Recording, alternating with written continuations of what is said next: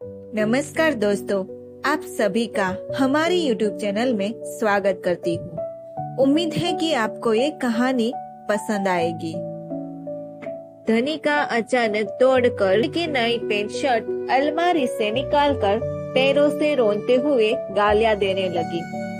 उषा ने उसे खींचते हुए कपड़ों से हटाया। क्या कर रही है लाडो, संभाल खुद को। सभी को अपनी जिंदगी जीने का हक है।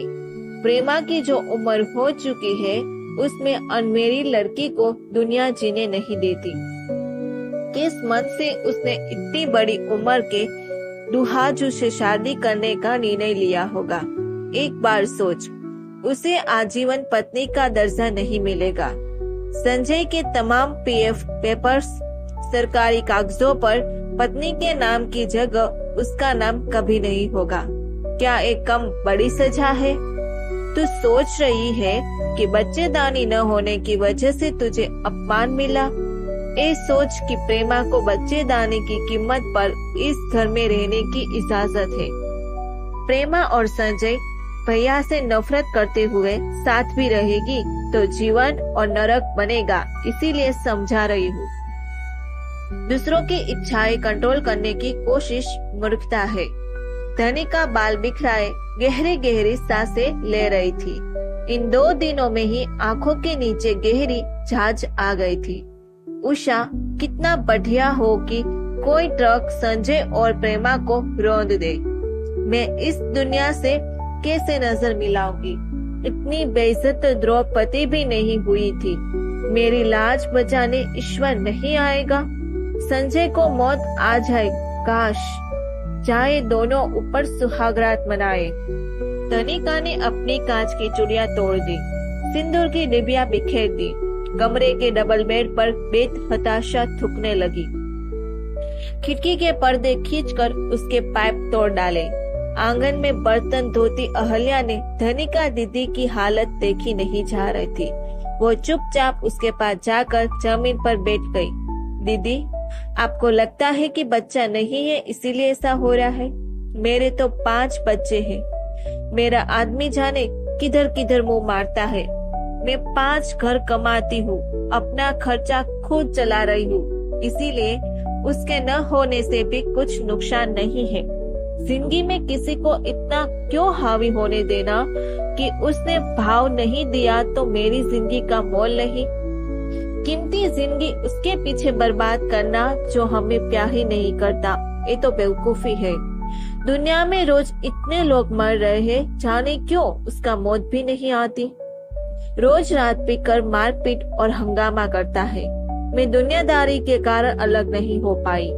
छोड़ी हुई औरत की बेटियों के लिए रिश्ता ढूंढना मुश्किल हो जाता। एक दूसरे को साथ नरक झेल रहे मियाँ बीबी को भी दुनिया अलग नहीं होने देती, जबकि कितने लोगों का सुख अलग होने में ही है।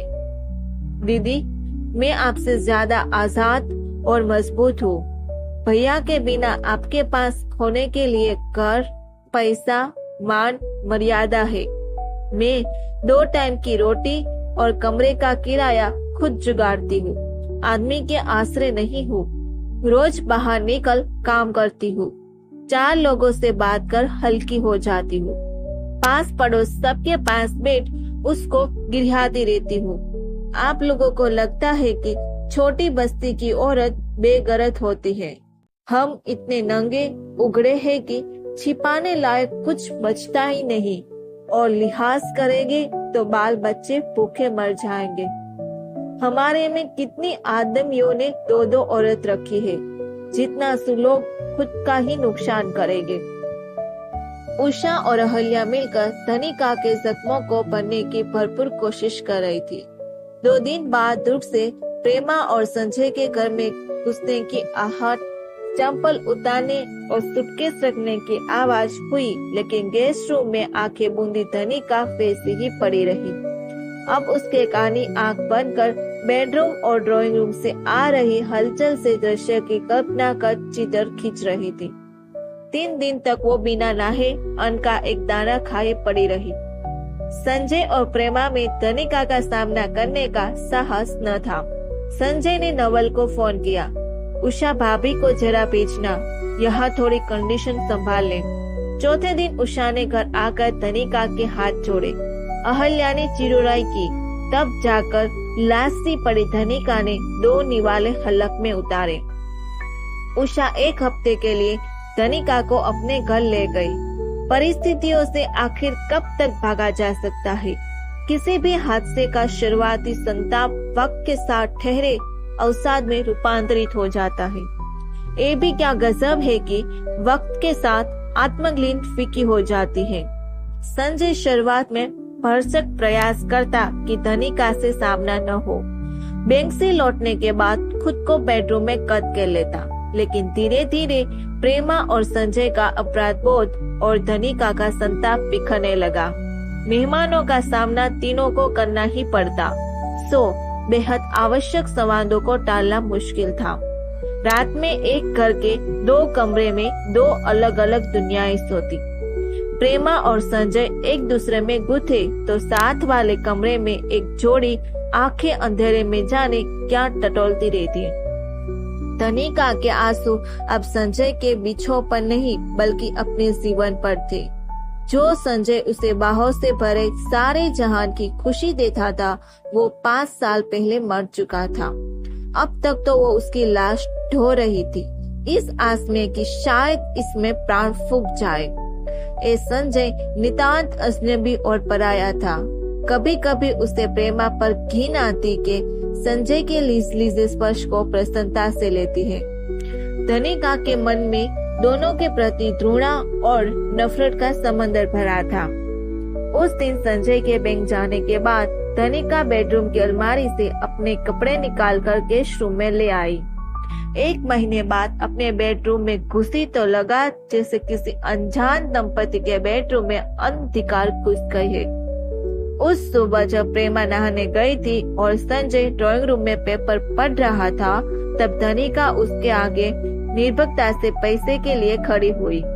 खर्च मांगने की नफरती अंदाज कुछ ऐसा धमकी भरा था कि यदि मना करो तो मैं थाने जाऊं। धनिका को हर महीने छोटी धनराशि देकर संजय भी जरा सा निश्चित हो गया।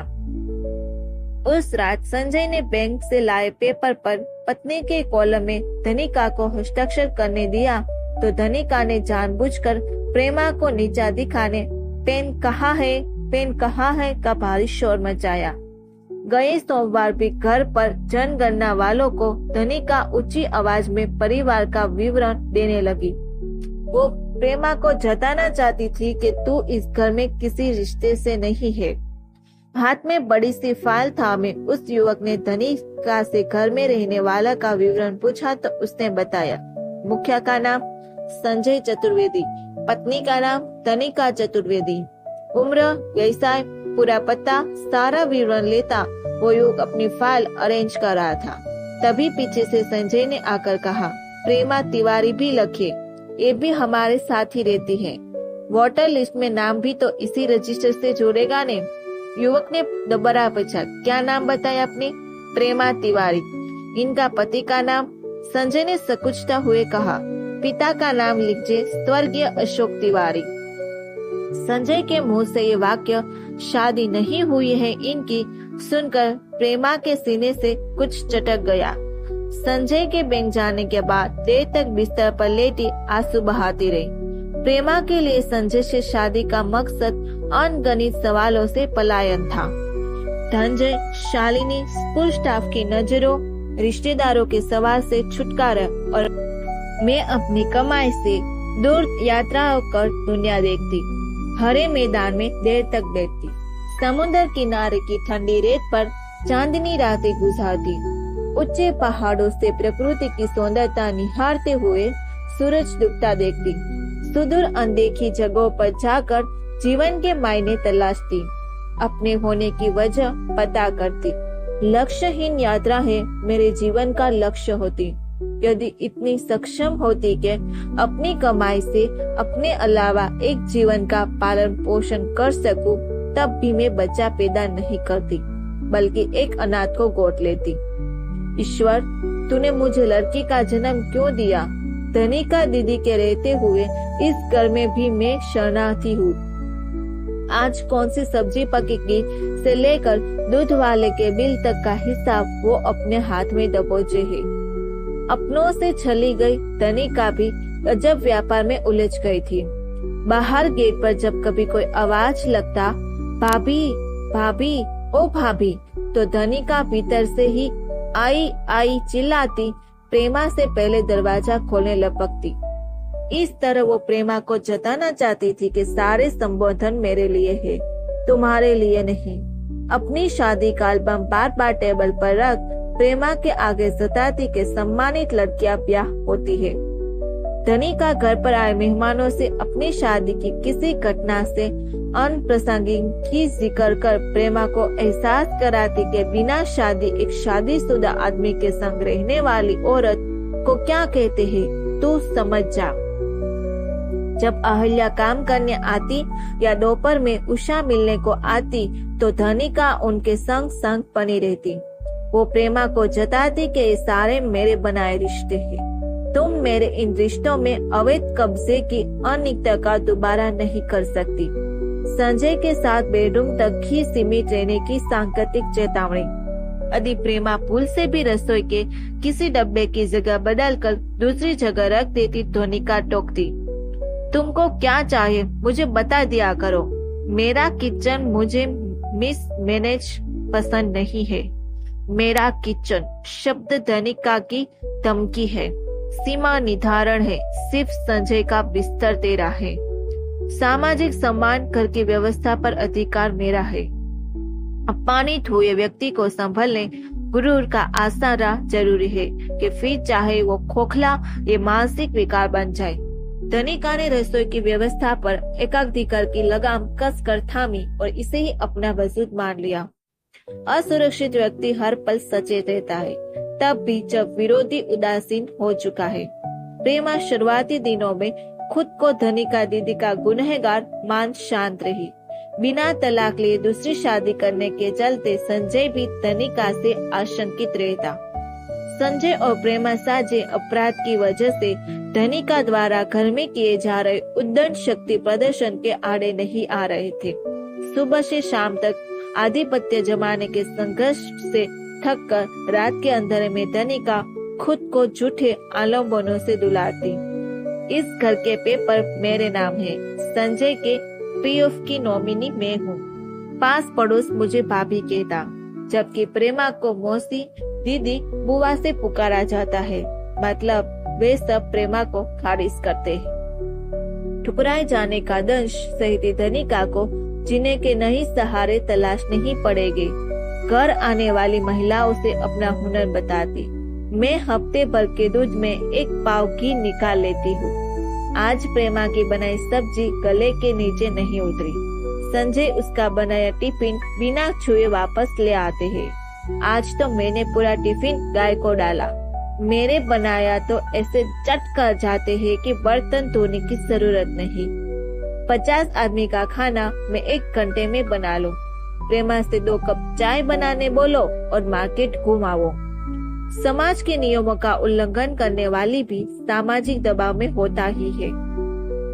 संजय अपने सहकर्मियों और पाड़ोस पड़ोस के आगे धनिका को अतिरिक्त तवज्जो देता ताकि उसकी छवि क्रूर और स्वार्थी व्यक्ति की न बने। त्योहार पर प्रेमा और धनिका के लिए 1 सी चाड़ियां लाता। मेहमानों की महफिल में धनिका को शामिल करने की कमजोर कोशिशें करता। धनिका को संजय की इन चालबाजियों से घृणा होती। रसोई के सामने की लिस्ट बनाने तक में धनिका वर्चस्व की नुमाइश का अवसर हाथ से नहीं जाने देना चाहती। बाजार जाते संजय को जानकर दबंग से टोकती, पिछली बार वाले चावल नहीं लाने हैं, पकने के बाद लिसे हो जाते हैं। एक साथ इतनी शक्कर क्यों उठा लाए? बारिश के मौसम में जल्दी ही सब चिपचिपी हो जाएगी। उसके आदेश और निर्देश चलते रहते। इसे दूध वाले को बदलना है, आजकल बहुत पानी मिलाने लगा है। पिछले साल का आम का अचार 1 बनी भरा पड़ा है, इस साल केवल नींबू का बनना है। अहल्या आज लेट क्यों आई? सुन, मसालों के सारे डिब्बे मांझने निकाल ले। प्रेमा को कुकर में चावल डालता देख तनकर कहती, आज चावल नहीं बनेगा। संजय को कुम्हड़े के साथ पराठे ही चाहिए होते हैं। प्रेमा के छल का प्रतिशोध लेना एकमात्र रास्ता रसोई से उसका बहिष्कार ही लगता। भीतर के अगाध खोखलेपन को इससे प्रेरणा मिलती। तड़के दरिया में डूबते उतरातों की रातें लंबी होती। धनिका के जहन में दादी से मिली हिकारत, माँ की रुखाई, खिलौने की उम्र में छोटे भाई बहन और रसोई की जिम्मेदारी, जान के टुकड़े राघु का शव, बच्चेदानी का ऑपरेशन और अपने अधूरे शरीर से घृणा, संतानहीनता के लिए समाज का दिया हिंता बोझ और संजय से मिला अपमान, बाबा का चला जाना और छोटी बहन का दगा समाये थे। सब आंसुओं में कड़मड़ होने लगती। एक घर एक अंधेरा कुआं और जैसे वो इस कुएं में कैद अशिप्त आत्मा। बच्चेदानी रहित खोखले पेट के साथ जिंदगी पूरी खाली हो गई। इतनी बड़ी दुनिया में बाबा कहाँ चले गए? मैं यहाँ क्यों हूँ? ये सवाल मैं दुनिया में क्यों हूँ यदि जिज्ञासा से पैदा हो तो अध्यात्म की ओर ले जाता है और निराशा से उत्पन्न होता अवसाद की ओर। अवसाद उदासी भरा वैराग्य है, लेकिन प्रेमा से ईर्ष्या ने तनिका के अवसाद का उपचार किया। दरवाजे पर हुए किसी भी खड़के पर तनिका दौड़कर प्रेमा से पहला दरवाजा खोलती, कुछ इस अंदाज में कि मेरे घर में आए मेहमान पर मेरा अधिकार है। लेकिन संजय की कार के हॉर्न पर गेट खोलने कभी बाहर नहीं निकली। किसी शाम संजय हॉर्न बजा, प्रेमा के आने का इंतजार करता और प्रेमा के घर पर न होने पर फिर खुद ही कार से उतरकर गेट खोलता, लेकिन धनिका बाहर न आती। इस बीच संजय के स्वभाव में आश्चर्यजनक बदलाव हुआ। कभी कभी धनिका की पसंद की मिठाई मैसूर पाक लाकर चुपचाप उसके बिस्तर के बाजू में रख जाता। धनिका उस मिठाई को देख घृणा होती, लेकिन तमाशा नहीं चाहती थी, इसीलिए बिना हल्ला मचाए बाहर फेंक आती। संजय धनिका के लिहाज से उसके सामने प्रेमा से एक दूरी बनाए रखता। उस दिन संजय के बैंक में छुट्टी थी। प्रेमा अपनी टूटी माला गुथने उषा के साथ बाहर गई थी। धनिका और संजय घर पर अकेले थे। धनिका रसोई में दरवाजे की तरफ पीठ किए आलू छील रही थी। संजय ने दबे पांव मुख्य द्वार भीतर से बंद किया और बहुत निर्मय से धनिका को पीछे से लपेट लिया। धनिका ऐसे चूहकी जैसे बिजली का नंगा तार छू गया। पिछले लगभग 5 सालों में मिले विकराल तिरस्कार के बाद यह पहला एक झटके से पलटकर उसने संजय को हतप्रभ देखा। संजय के मन में दया है, लेकिन अपने किए पर अफसोस नहीं। माफ उसे किया जाता है जिसमें पश्चाताप और प्रायश्चित की मंशा हो। धनिका के लिए खुरचन में मिला ये प्यार बेहद घृणास्पद था। संजय का लीजा स्पर्श जैसे किसी लंपट ने भरे बाजार गलीस हाथों से छू लिया। इतने दिनों से एक त्वरित अवहेलना, निराधार या बेगदरी दर्द विलाप सिमट कर दोनों हाथों से धक्का मारते शक्तिशाली आघात बन गई। संजय इस प्रतिज्ञा के लिए तैयार न था। रसोई के दरवाजे से टकराकर किसी तरह गिरने से संभला। जड़वत खड़ा धनिका को रोदर रूप देखता रह गया। आज धनिका ने सीमा रेखा स्पष्ट कर दी। रिश्ते, कॉलेज की जारी की हुई एडमिशन लिस्ट नहीं के रिक्त स्थानों की पूर्ति के चयन का स्वागत हो। जहाँ अधिकार था वहाँ अनुकंपा चयन अस्वीकृति से ज्यादा अपमानजनक था। धनिका का ये इनकार निरत्मक प्रहार था अपने महंता पर। इस घटना ने धनिका ने आखिरी सांसें गिनते स्वाभिमान को पुनः जन्म दे दिया। सीने पर रखा पहाड़ सा बोझ हट गया। संजय के आमंत्रण को घृणा से ठुकरा कर प्रतिशोध ले लिया था उसने। भाग रसाले कुत्ते आंख, वो आया और मैंने नफरत से परे धकेल दिया। ये एहसास अपार क्रोध के बावजूद ऊर्जा दे रहा था। संजय के हतप्रभ और खारिज पुरुषों के दर्शन कर धनिका का स्वर पोषित हुआ। जिसने मुझे अस्तरित मान त्यागा था, आज मैंने उसे दुत्कारा। इन इनकारों ने दोनों का जीवन आसान कर दिया। संजय के मन से यह अपराध बहुत जाता रहा कि उसने अपनी पत्नी को छोड़ा था और वही संजय के लिए अनलुप्त रह धनिका ने खोया गौरव हासिल कर लिया। उसे अपमानित करके इतनी तो क्या एक गमो रंजिश केवल उसके घायल स्वाभिमान की पीड़ा को संतुष्ट करने का संघर्ष था। क्या प्रेमा के आने से पहले ही संजय से उसका प्रेमा ठंडा हो गया था? ये सकून क्या अंतिम वार करने का संतोष है? धनिका को संजय की हर पर अंधाधुंध क्रोध भी आ रहा था। मुझे कितना सस्ता समझा है, घटिया आदमी। हिम्मत कैसे हुई मुझे इस तरह इस्तेमाल करने की? दूसरी ओर संजय स्वयं को पूर्णतः आजाद महसूस कर रहा था। वो धनिका के निकट प्रवेश नहीं बल्कि अन्याय के एवज में अतरंगता का गुजारा भत्ता देने गया था। जुर्माना भरने की कोशिश थी। अब दोनों के बीच स्पष्ट सीमा रेखा थी जिसे लांघने के इच्छुक दोनों नहीं थे।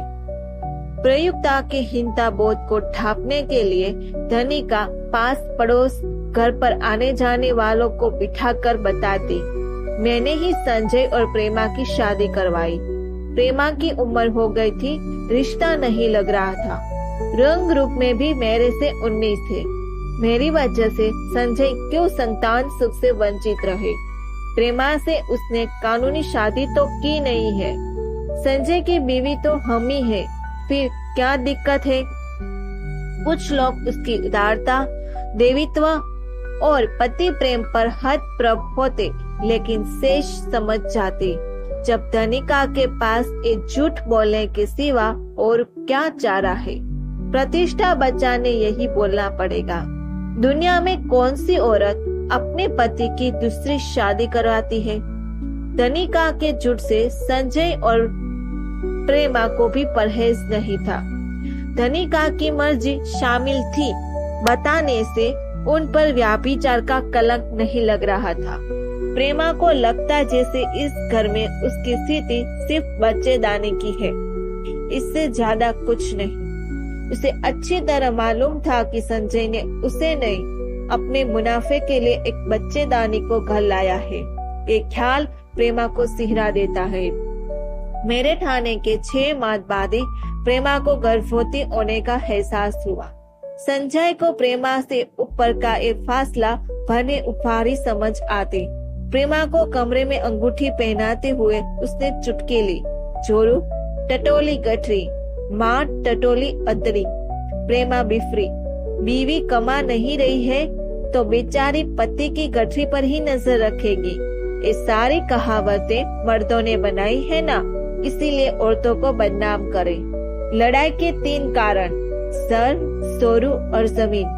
सर और जमीन अपनी इच्छा नहीं बता सकते, इसीलिए उस पर विवाद हो सकता है। जोरू तो अपनी इच्छा बता सकती है, फिर उस पर दूसरे कैसे लड़ सकते हैं? उसकी गिनती बेजान चीजों में कैसे हो सकती है? प्रेमा के आक्रामक तेवर संजय को बेहद आकर्षक लगते। संजय की पोस्टिंग मेरठ के आसपास के गांव शिखरपुर, केली, खंडवाड़ी जैसे ग्रामीण बैंकों में होने की वजह से देहात में विस्तृत परिचय क्षेत्र था। प्रेमा को 9 महीने लगातार कुछ न कुछ कार्यक्रम के बहाने सुबह बैंक जाते समय लेकर निकलता, ताकि धनिका के साथ वो घर पर अकेले न रहे। प्रेमा को दर्द उठने पर अरसे बाद संजय ने धनिका को संबोधित किया, जल्दी तैयार हो जाओ, प्रेमा को लेकर हॉस्पिटल जाना है। पूरे रास्ते तीना बिना एक शब्द बोले हॉस्पिटल पहुँचे। प्रेमा ऑपरेशन थिएटर के भीतर थी और धनिका और संजय बाहर गलियारों में चुप खड़े थे। तभी नर्स ने आकर बताया कि बेटा हुआ है। थोड़ी देर में प्रेमा और बच्चे को ऑपरेशन थिएटर से रूम में शिफ्ट करने के बाद नर्स ने बाहर जांच कर संजय और धनिका को भीतर आने कहा। प्रेमा ने नर्स को इशारा से बच्चा धनिका दीदी के गोद में डालने कहा।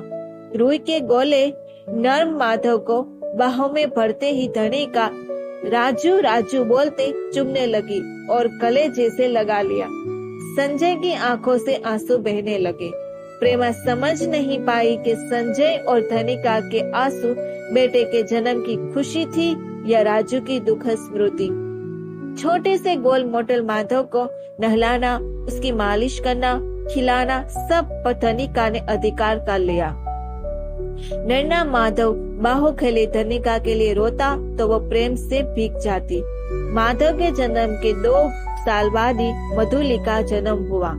अपने घर की असामान्य परिस्थिति से बेखबर दोनों बच्चे धनिका को माँ और प्रेमा को मम्मी पुकारते।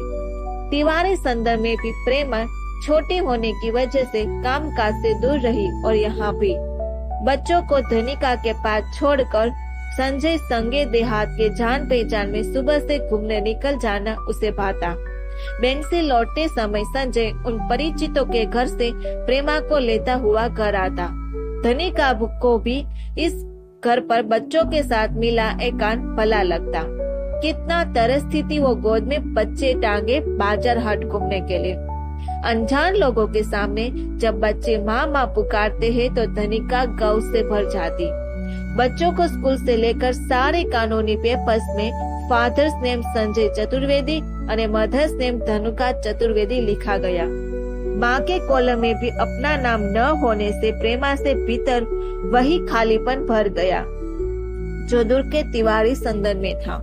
तिवारी संदन शालिनी लगातार समझाता था और ये धनिका दीदी का। संजय अक्सर उसे सीने से लगाकर समझाता।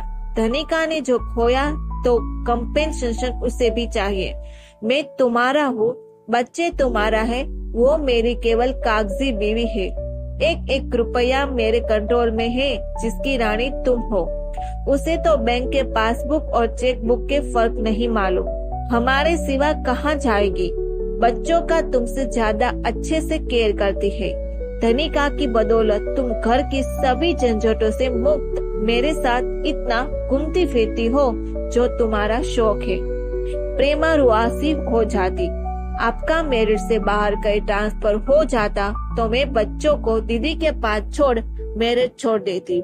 यहाँ घर में आने वाले पास पड़ोस के लोगों से बात करने का मन नहीं होता। सभी मुझे घृणा की नजर से देखते हैं। जब औरतें किसी और का नाम लेकर इशारों में मुझे लूज कैरेक्टर का ताना मारती है तो दीदी खुश होती है। बात बात पर किसी और के नाम की आड़ में एक ही बात दूसरों के पति पर डोरे डालती। काश हम किसी नए शहर में जा सकते जहाँ हमारा पास्ट कोई न जाने। वो यहाँ मेरठ में इस बड़े घर की मालकिन बनकर रहे। इस घर में रहते हुए तो मैं कभी आपकी पत्नी नहीं कहला पाऊंगी। मेरे मरने से पहले किसी नए शहर में आपकी ब्याहता वाला सम्मान दिला दो।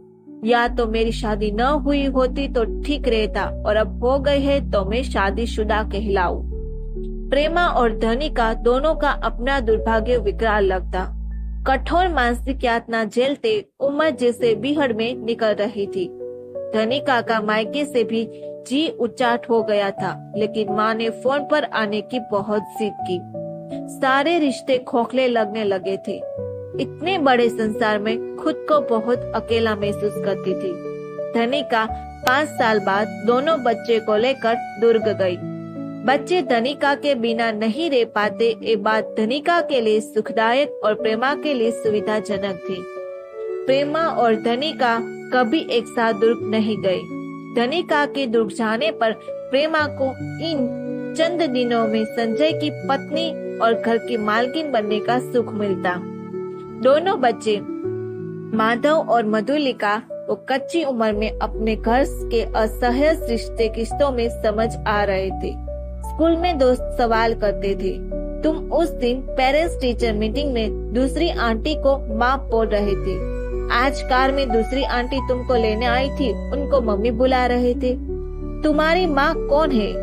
घर पर बच्चों के ऐसे असहज सवाल प्रेमा और धनिका दोनों को लज्जित और उदास करते। संजय की ग्लानि तो विदा हो चुकी थी या अपने सामान्य सामाजिक कृत्य पर सहजता दर्शाने दोस्त यार के बीच हंसी मजाक में कुहरता से कहता, दो बीवियां है, राजा आदमी है।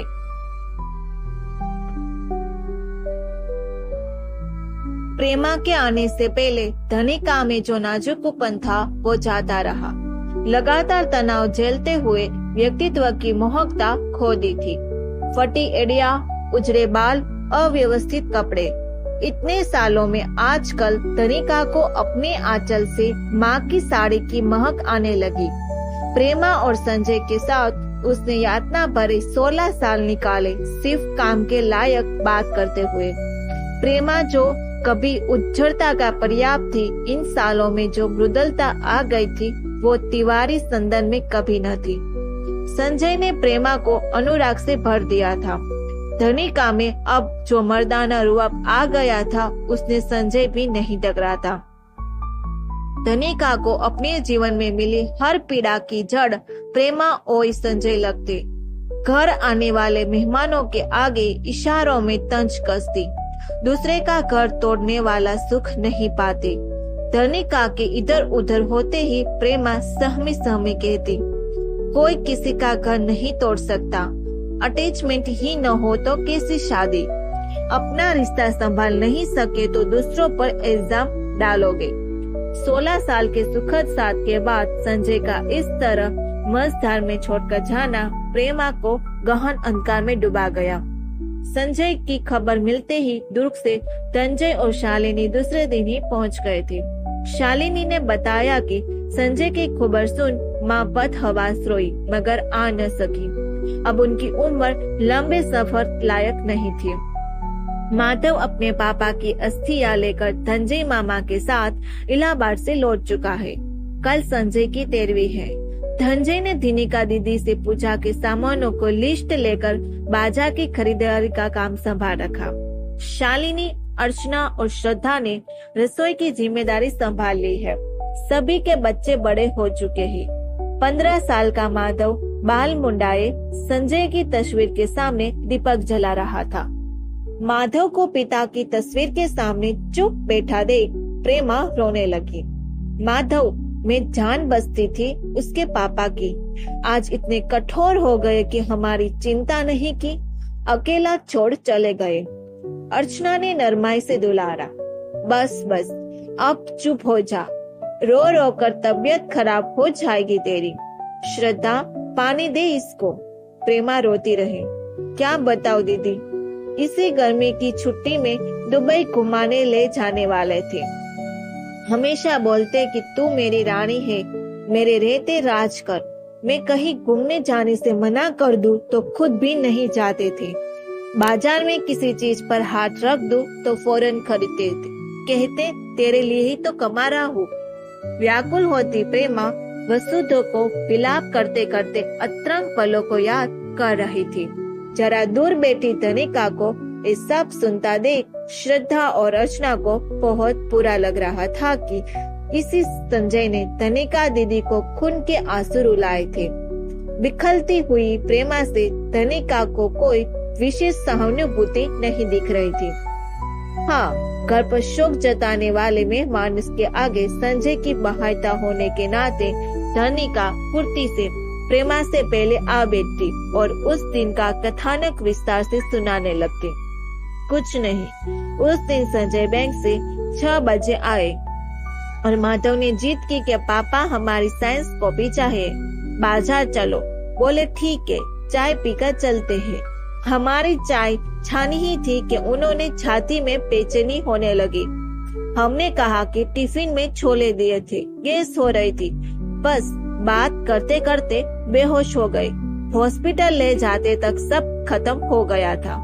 हालांकि संजय के लिए उस दिन आखिरी चाय प्रेमा ने बनाई थी, लेकिन धनिका इस अंतिम दृश्य में अपनी उपस्थिति को काल्पनिकता का सामा पहनाने लगी।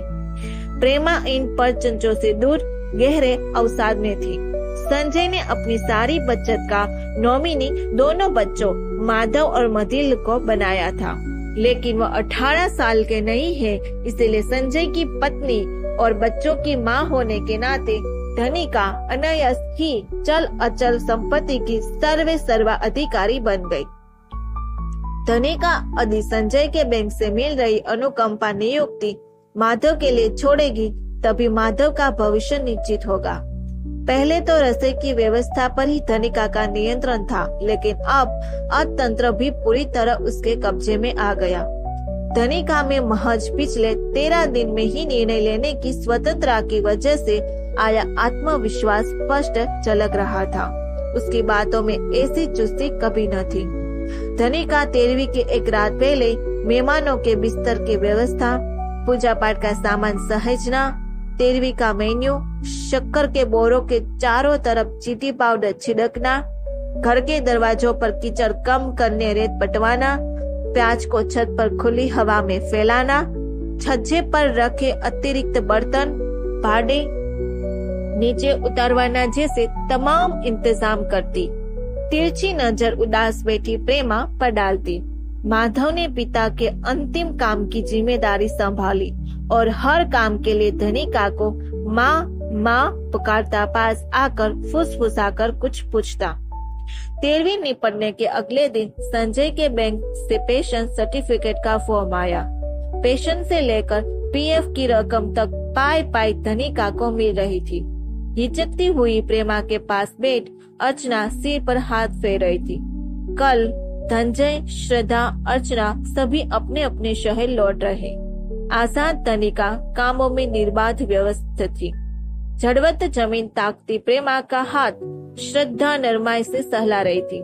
संजय के जाने के सदमा प्रेमा के लिए असहनीय था।